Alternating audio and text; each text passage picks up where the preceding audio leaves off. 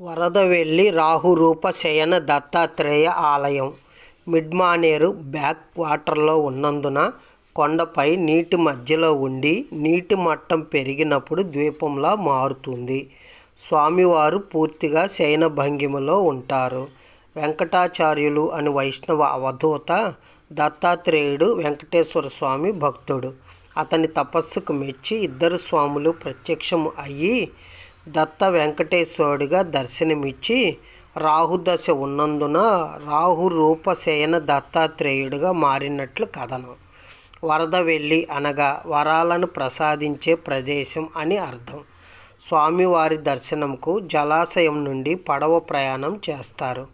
3 వేప చెట్ల మధ్య ఆలయం ఉండి చెట్లు ఆకులు వగరుగా, చేదుగా, తీపిగా ఉంటాయి. ప్రతి పౌర్ణమి రోజు ఆలయంలో దత్తా వ్రతాలు చేస్తారు. మిడ్మానేరు నీటిని దిగువకు వదిలినప్పుడు భక్తులు స్వామివారిని బోటులలో వెళ్ళి దర్శించుకుంటారు. అప్పటిలో ఈ ఆలయ దర్శనం అయిన తరువాత 20 కిలోమీటర్ల దూరంలో వేములవాడ రాజరాజేశ్వరి ఆలయాన్ని దర్శించుకుంటారని సమాచారం. స్వామివారి ఫోటో తీసినప్పుడు జంట సర్పాల ఆనవాళ్లు కనిపిస్తాయి.